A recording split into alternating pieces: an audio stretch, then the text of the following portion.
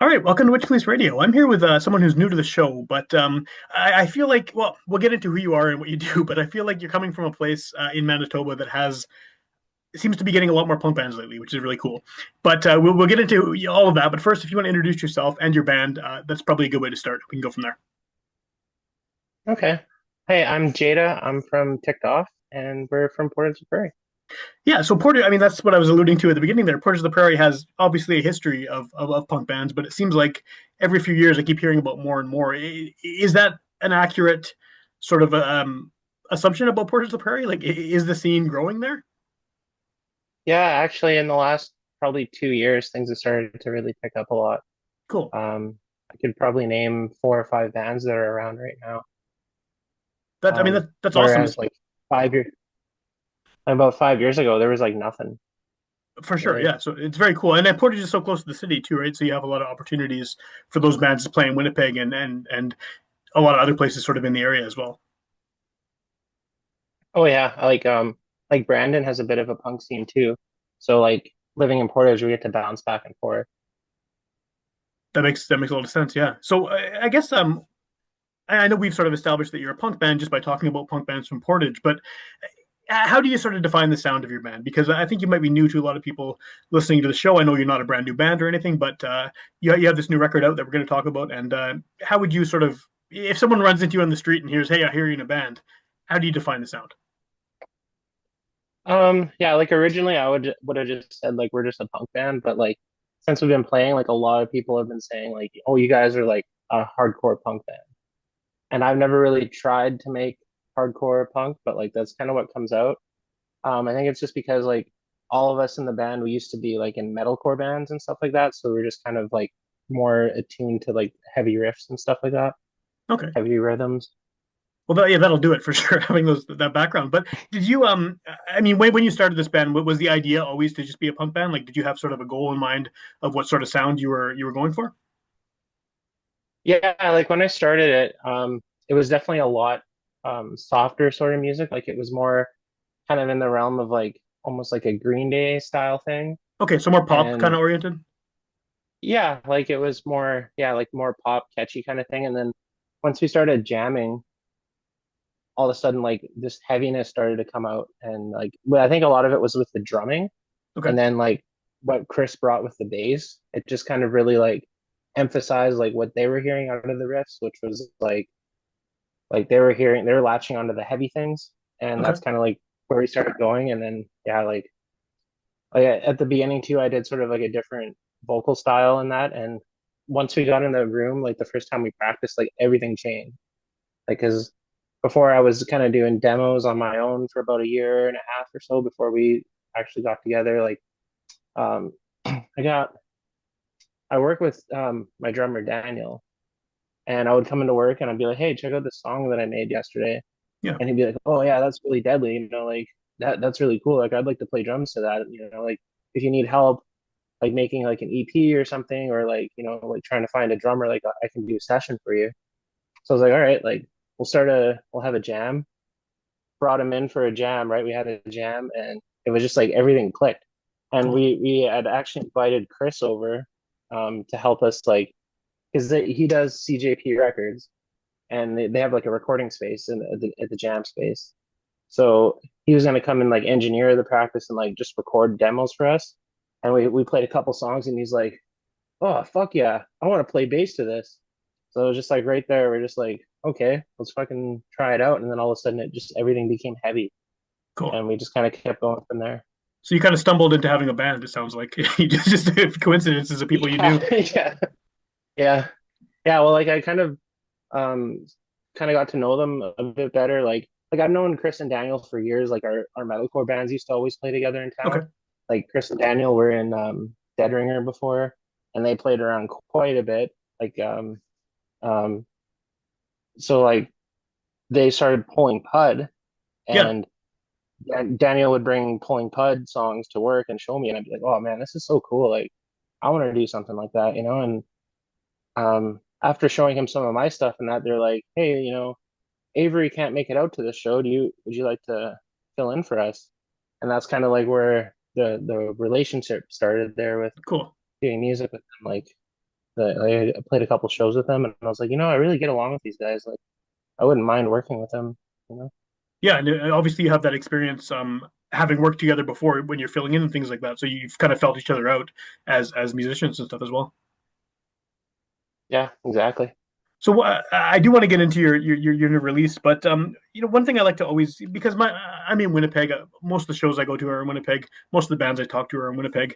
Whenever I'm talking to someone from outside the city, I know Portage is, first of all, not far, and it's its own city, it's got its own scene and everything. But I'm always kind of curious what the experience of getting into the local music scene is here in Winnipeg, as someone who's not in the city here. Like, were people welcoming? I mean, the punk scene, has a reputation for being pretty open arms, in terms of welcoming people in from other communities. But was that your experience? Oh yeah, like outside of like filling in for Polling Pud, I was kind of like their merch monkey for a while. So I'd come with them to shows like we went to Punk Fest last year, and it was Okay. like Punk Palooza and various other shows like that. And I was just kind of blown away because like every person I met was like so nice and so genuine. Like it was a lot different than the hardcore scene. Like the hardcore scene, it's kind of like a pissing contest sometimes, like with the metalcore scene, like everybody's like trying to be like the top dog musician, and like Yeah. you go there and it's just like everybody's having a good time and everybody's digging each other's music, and everybody is like you go outside and everybody's outside smoking and shooting the shit and getting along really well, and it's just like no judgments, like you just kind of fit in, like it's just easy. Yeah. Like I met like so many great people in the last year and a half, like doing this, like it's kind of amazing. That's cool. I mean, it's always good to hear, because I think that a lot of, like you said, with the hardcore scene, I mean, a lot of sort of subgenres of music don't necessarily have that openness, but the punk scene seems to have always. I mean, even when I was going to shows first, and when I was like a teenager in the '90s and stuff, it was still seemed very welcoming, and it's cool. It's always cool to hear that that's still the case, because I think that punk rock as a genre and culture and everything, that should be part of it, right? Is no matter who you are, whatever kind of weirdo you are, you're part of the family. Oh yeah, it is just like a big family, like it, and they're so like welcoming right away. Like they like you don't really have to, like you hear a lot of stuff, like get a lot of misconceptions about punk people, like, oh, like this isn't punk or that's not punk or you're not Yeah. cool enough until you do X and Y thing. But it's like in my experience, it's just like you go to the shows, like you're in, like people are welcoming. Yeah, and they recognize you from going to the shows, and then when they see you on stage, it's like it's extra cool, because they've kind of gotten to know you from just being around the community for the time leading up to that. Yeah, yeah, exactly. So you have a record out, and I mean, I guess sort of a sub question to what I just asked you is how has your band's music been received, in Winnipeg? Because I mean, obviously, punk is a big thing here. There's a lot of different subgenres that have, often played together. There's heavier bands, there's more poppy bands, there's skate punk, there's hardcore, there's crust, but everything, right? What has the reception been Mhm. to the actual music, whether it's playing live, but also on your recordings?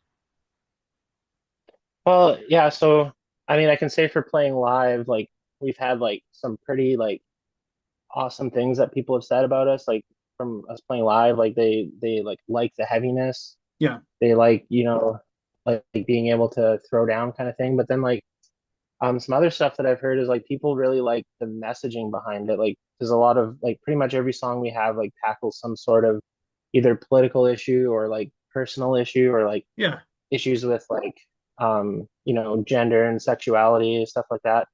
So like we're getting like a really good reception right now from like a lot of the younger group of, like there's kids like teenagers and stuff coming to our shows, and they're just like, like your music, like your lyrics, like that stuff is like, it's like me, like yeah. um it's been kind of amazing to hear that stuff. And like, I mean, I haven't heard anybody talk shit yet, but like, you know, It can happen, right? Yeah, I don't know if I would hear that like a lot of, it's a lot of like our friends already that are hearing it. So totally. um I know, like, and it's only like our record's only been out for about a week, just under a week now. Yeah, So so I'm it's hoping to still hear very some new. more Yeah. feedback.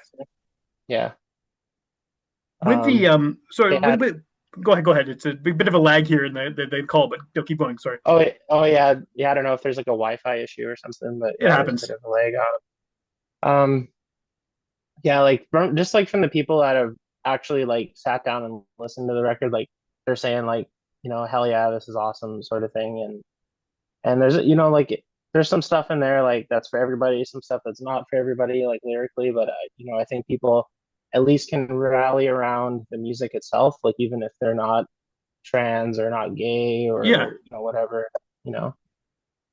Well, how I guess how important is it that those messages reach sort of a broader audience? Because I mean, obviously, that those are topics that are personal on one hand, but also they almost can't avoid being political, just given sort of the climate that we're in, right? So, is it important to you that those kind of messages sort of reach everyone, whether they're maybe tuning in because they like the heaviness, and then they sort of hear what you're singing about? Is that sort of an important piece of it? Yeah, like I would say, like I think just like not a lot of people get exposure. I think a lot of people are, like they know who they know, they Yeah, have their friend groups and they are who they are. So like, like I think it's valuable to sort of challenge people intellectually like that. Like, like, hey, you want to listen to the song because you like the chorus or whatever. You listen to the lyrics and you have to actually think about things from a different perspective yeah, for, the 2 minutes or whatever the song lasts. I think for it's sure. like it's really important, like for people that aren't familiar with it, but then people that who are familiar with it, like like at Punk Fest, like we had some people saying like I came like specifically just to hear your band, just to listen to you guys because like they know that like we're there, so like they're welcome too. Cool. Yeah, that's pretty neat, actually. Yeah, just the idea that you're up there on stage makes the whole event more welcoming because obviously, if the band is representing all these things, then the crowd's going to be cool to be themselves as well. Exactly. Do you when you're dealing with topics that are, I don't think heavy is the right word, but serious and obviously personal and political and all of that, is that something that you are deliberately writing, or is that just sort of the type of songwriter that comes out of you? Like, I mean, are those stories, those messages, are those just sort of organically what you would be writing anyway, or is it actually a matter of sort of sitting down and thinking, okay, I want to address this in a certain way in song form? I think there is a mixture of both because a lot of the things like I get like a passionate emotion about something, like about a certain topic, Sure. and I feel like I need to touch on that in a song because like there's a lot of like raw feelings behind it and like because like when I write like I start off with the instrumental. So like a lot of the times like I'm listening to my instrumental to come up with the lyrics and I'm wondering like what is the music invoking? Like what do I feel Yeah. when I hear this? And a lot of the times like it'll be mixed in with something that's like that I seen on the news or like that happened to me or whatever. Like sometimes like those dots do connect.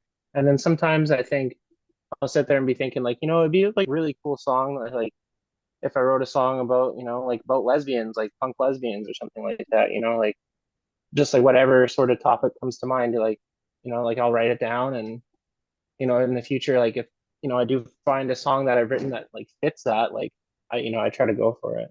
Okay. Okay. And are you the primary writer of the band, and you sort of bring the songs to the other members? Yeah, that's pretty much the dynamic. Like I'll bring, like a song that's like 90% complete and then well, like, I mean, they add a lot to it, like with Yeah. like Daniel's drumming and like Chris's bass playing. Like Chris is like we like to joke that he plays lead bass because like his bass lines are really intricate and they really bring a lot to like the sound of the songs. And then they help me with like structuring, like starting off like how the intro should be, how it should be in the song, stuff like that. So they do bring a huge part of it, but like the core sort of ideas, like I'll go ahead and make like a demo and be like, hey guys, what do you think about this? Okay. Should we do this? Do you like this? Well, having that sort of lead bass part of it, I mean, that helps with such a small number of people in the band, right? Because you make a big sound with a small group, so that having that sort of melodic side of things coming from an instrument that maybe people don't assume is going to be bringing that definitely helps to flesh things out, I imagine. Oh yeah, like when I was looking for a bass player, like I originally like did kind of some bass lines on the demo and like I just kind of stuck with the most simple thing you could Yeah, do. And that's like really all I was looking for. And then Chris just like kind of took it to the next level. Like he like he listens to no effects and stuff like that. So he's like really into like like Fat Mike sort of bass lines, and like Yeah, he kind of tries to bring that sort of influence in, like just adding to like the layers of everything, where it's not just like one straight sort of melody or rhythm the whole time. He brings a little bit of depth to it. yeah, that's cool for sure. And then Daniel's drumming, like, he was like a metal drummer in his old band. He also played guitar. Like Daniel plays drums for us, but he is the best guitar player in the band. Like he can shred and all that stuff.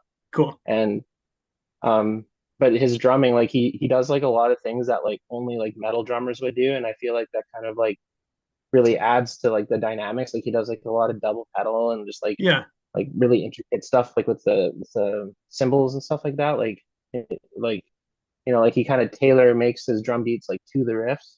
It's not just like a straight you yeah. know four Well, four beat the whole time. that adds to the whole thing too, right? I mean, you got the lead bass, and I don't know if you call it lead drums, but I guess at some points you can have that sort of element of it, right? Yeah, yeah, that's cool. Now that this is, I mean, I know at the time we're recording this that, like you said, the record is very new.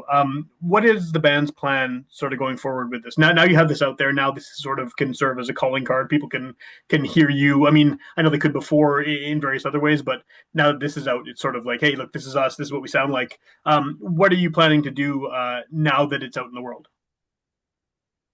Well, right now we kind of have like a slow period kind of coming up. Like we don't have any shows booked, and we have to. Me and Daniel work together. We work like it's basically like a farm, like it's an agricultural facility, Okay, and like okay, harvest season's coming up, so we can't really play too much during the month of September. So we're thinking, with the time that we do have, it's time to record some more songs because we have like 15 songs right now, and we only recorded six. okay, okay, So we'd like to really get back in there and keep going and keep pushing forward. And like we have a lot more to say. Like we have a lot more like that we need people to hear. And we're just kind of focusing on like writing and getting the stuff that we have written like recorded. okay. How did you Our choose the goal. six? How did you choose the six that made it to the record? Because if you, I mean, it sounds like the other ones are still good songs that you still want to record, right? So, what was the determining factor for which ones actually got released on this first one?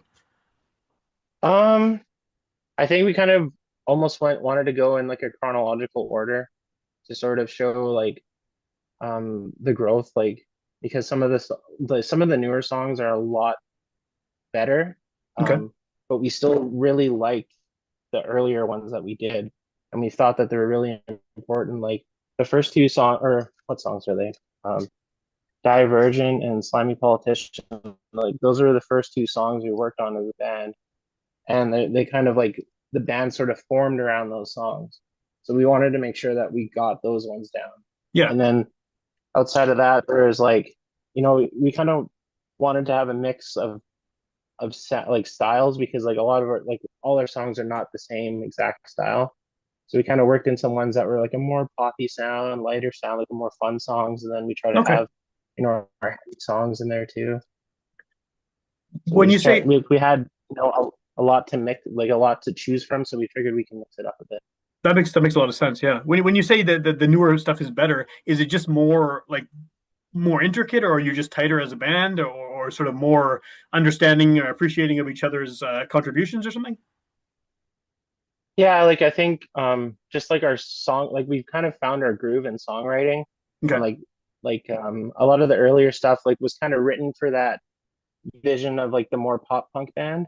And then now that we know like kind of who we are as a band, like we started leaning into it more and started writing some more like hard hitting stuff. So I think it's like in that sense, I think when I say better, I think they're like some of these new songs are more true to like what our goal is as a okay, band, okay, like that makes sense. lyrically and like musically. Is that sort of the direction that you see this band going, sort of ongoing into the future, with a heavier sound, and obviously more of those message songs, more of that kind of hard hitting subject matter? Yeah, like we like pretty much like that's kind of like the pretty much the whole goal from the beginning was to kind of make a band that had a lot to say and that had like, you know, once we started being heavy, like we're just kind of like, hey, this is what we got to do. Yeah, So, um, but then we're kind of at the point now where we're like 15 songs in. It's like I had this conversation with Daniel last week. was like, do you think we could like write a softer song? Like, do you think like our band could do that? Could we pull that off? And we're having conversations like that. Like, how can we sort of expand like beyond like, like we're called ticked off, but like, does everything have to be angry? Like, can we do more with it? Yeah, yeah. Is it possible? I mean, obviously it's possible. People do it all the time, but do you think that you can pull off a less ticked off song that has the same maybe this not the same anger, but the same intensity of message in a softer or not as heavy song? Yeah, exactly. Like it's just like we're kind of thinking of ways like how can we keep challenging ourselves as we move forward? Because like definitely after our next EP, we're looking at like doing like a full length. So like Yeah, if you're gonna do a full length, we can't just do, like 12, 14 songs of just like hard hitting bangers. Like there's gotta be a mixture. You gotta have some slow down and some breath to the sounds. yeah. But for sure, for sure. So, how do people hear this? I mean, we're in an era now where people listen to music in every possible conceivable way they can find music. But if someone wants to hear your record, where would you send them? What's the best way to track it down? I definitely send everybody to Bandcamp first. Um, just because like um well, for one, like there's a lot of stuff in the news about like Spotify being like pretty like Awful. terrible for artists and like yeah, like and like some of the stuff that they're funding and whatever, like or how like the CEO makes more money than any of the fucking artists that are Oh, on crazy. there, It's just like the only reason like why we're on there is just basically to have that reach. Like it's kind of like if you're not on there, then people don't really see your record as out. Like we had for a whole week before we got onto Spotify, this was on Bandcamp and I was telling people about it, but it really never got much, as much traction as when I was saying that it was on Spotify. Yeah, But like on Bandcamp, like, you know, you can like buy the CD like directly and the money goes right to us. But I yeah. mean, they take their little cut, but it's not like Spotify where you go on there and you listen to it, listen to it, listen to it, and you might see, $2 down the line six If you're months lucky, later, if you're lucky, yeah, yeah, zero Yeah. point zero zero seven of a cent or something. Yeah, for sure, for sure. Do you have physical copies as well, or is it just online? Yes. So I made some physical copies here. Like, they're just a basic CD case, but we got like, we bought a disc printer, so we printed right on Cool. our disc and made little booklets and stuff. There's lyrics in there. We've been selling these at shows, but they're not really available anywhere else right now. Because they're just like homemade sort of thing. Yeah, Like we burnt them on Daniel's computer or whatever, and it's kind of a DIY thing. which is very suitable for a punk band. But yeah, so people got to go to a show if they want to get a physical CD. Yeah, pretty much. Yeah. Cool. And then I know you said you don't have any shows coming up at the moment, but this is a podcast. Someone could hear it the day it comes out, or they could hear it a year from now, and by then maybe you have new music, maybe you got a bunch of shows. What's the best way to sort of find out what you're up to on that front? We're like pretty active on Instagram, and we do have a Facebook page, which is not as active, but there is a lot of people in the scene that are active on Facebook, and like you have like the events pages and everything for Yeah, shows. So like that's to me like that's a good way to promote, and you can definitely find us like about our shows on either one of those things because when we have a show, it's basically I just post about it until it happens. yeah, yeah, for sure. So yeah. Cool. So Instagram would be the spot. I'll link to the Instagram in the show notes just so people can find it from there. And then, yeah, obviously people should check out the album on Bandcamp is my preference as well. As far as I don't use the Bandcamp, streaming yeah. services, so if I can't get a physical one, it's Bandcamp. That's where I listened to your album today. But yeah, no, that's cool. I'm glad to hear that. And yeah, so people should check it out. And is there anything? I know there's no shows coming up in the near future, but is there anything else on the horizon as far as anything you're doing, whether it's I don't know, a video or a single or anything like that in the plans, or just right now focusing on the EP? Yeah, like we're right now we're focusing on our next EP, and then we have pretty soon we're gonna have like a live video of our set from Punkfest Oh, cool. 2025 coming out. We had Carlton Hart come out and film us there. So like watch out for that because that should be coming pretty soon, and you'll be able to see like the whole thing front to back um, of our night there. Like and like I gotta say like Punkfest was awesome. Like the stage show and everything. Like they just like did an amazing job. Like they made all the bands like sound like tremendous, professional, and everybody looked great on stage. Like it was awesome. Like they did a spectacular job. Cool. And do you feel like you're a band that should be seen live? Like, is that a big part of sort of your whole vibe? Is that the live show element of it? Oh yeah, like that's kind of been like we kind of had that realization a few months ago. Like we're like, oh shit, we are like a live band. Like because a lot of like there's a lot of humor and stuff, but like we do like a lot of sort of stage gimmicks, like running around, jumping off the stage, go playing in the crowd. We got those little wireless transmitters on our guitars and that, so we can Cool. go walking around and bug people in the pit. So Awesome. like it's more of a experience that way than just listening to the record. Like the record is a pretty good captures it pretty well, but it's a little bit different like seeing us live. Cool.